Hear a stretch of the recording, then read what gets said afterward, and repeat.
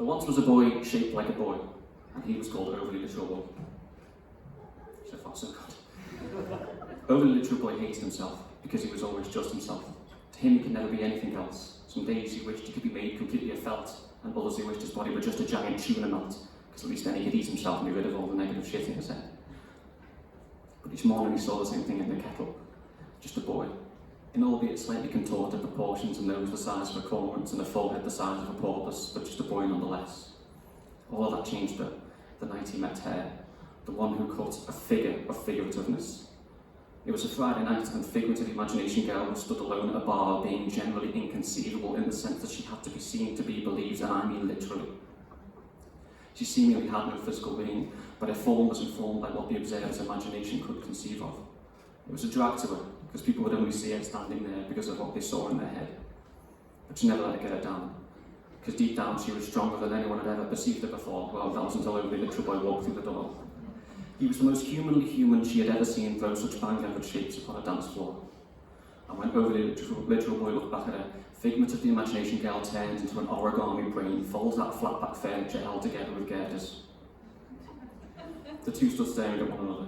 He on two shaking legs, she on two 2,002-foot toothpicks bound together to form legs. His breathing was shallow, and hers was a lemon-scented representation of non-Euclidean geometry narrated through a Teletubby's tummy. She glided over to him, with feet now made of clouds, and asked him out in a voice somehow more semaphore than words, but Overly Literal Boy just naively replied, "What for?" Figment of the imagination girl sighed a sigh that was like the placebo effect that Calpol has on little children, and said thinking Sunday at 4. And then she left the bar by turning herself into a helicopter made of balloons, popping herself with a bobby pin, leaving confetti and Moretti all over the floor. Overly Literal Boy had no idea what he was in for, but he was excited for Sunday, that was for sure. On the day of their date, in a panic, he combed his hair as flat as a pancake, which made him think he smelled literally 100 grams plain flour, 2 large eggs, 300 milliliters of milk, 1 tablespoon of sunflower oil, a pinch of salt, all mixed together into a smooth batter, set aside the rest for 30 minutes, then cooked in a pan till golden on each side, and topped with a slice of lemon. Shorty thought he's not a pancakes and lemon. Figment's the imagination girl, though she didn't do much with her hair, as it had no physical form until perceived by an observer. All very technical stuff, and a bugger to get cut because you need 4-dimensional scissors and stuff. Dramatic pause.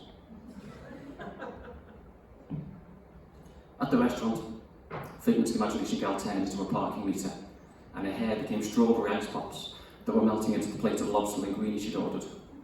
Overly Literal Boy asked if she'd be more comfortable away from the radiator, but before she could answer, the waiter slipped and tripped and broke his neck on a puddle of her melted strawberry ice pop locks. Overly Literal Boy looked at the corpse and said, "I think the waiter's dead," in that overly literal way that he had. And then Figment's imagination girl's hair curled into the words, "No shit, you soft cunt, let's leg it." And they ran off down the alleyway. And there, under the moonlight, Figment's the imagination girl went in close, and she whispered in a most sensual voice, "You know, your hair smells logical, it's made for 2 large eggs, 200 milliliters of milk, 1 tablespoon of sulfur oil, a pinch of salt, all mixed together into a smooth batter, set aside to rest for 30 minutes, cooked in a pan until golden on each side, and top with a slice of lemon." And just like that, Overly Literal Boy's hair fell with a splat to the cement as if it had become a stack of lemon pancakes. Figment's imagination girl looked down and said, "Is that a medical condition I should be aware of?" He said no, and it kind of killed the mood a bit, to be frank. Still, they went out 2 more times after that. First, they went to a magic show, but Overly Literal Boy was kicked out for explaining how all the tricks were done. And then they went to an aquarium, but Figment's imagination girl had to leave as her hair became krill. Yeah, that's the rhyme I went with.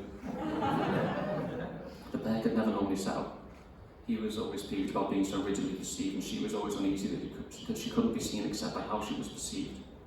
But when they were together, she felt like she might finally be able to be herself, and he felt like he might finally be able to be made of felt.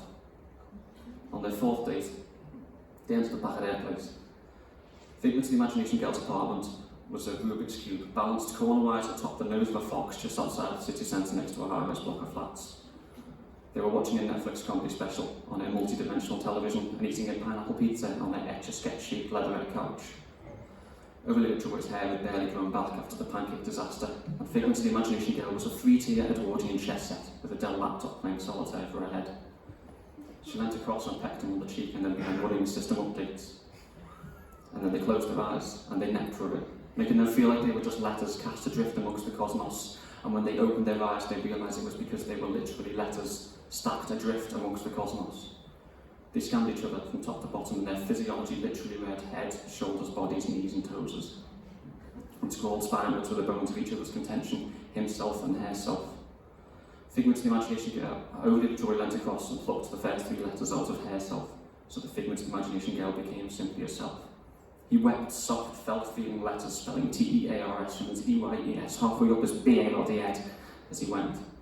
And then Figment's imagination girl leaned back across and plucked the him from himself, and bent those letters wildly out of shape with their F-I-N-G-E-R-S. One of them smiled, an S-M-I-L-E typed in pearly calibre teeth, and the other threw a reciprocal grin in Microsoft sans serif. They picked up the contorted him and her from off the floor, and burned those haunted words, warming their now hardy tangential forms, as they sat, content for the first time in their life upon that brittle leatherette. Not himself and herself, not Figment's imagination girl and overly literal boy, just self and self. That's me, Paddy Clarke. Please go like me. Thank you.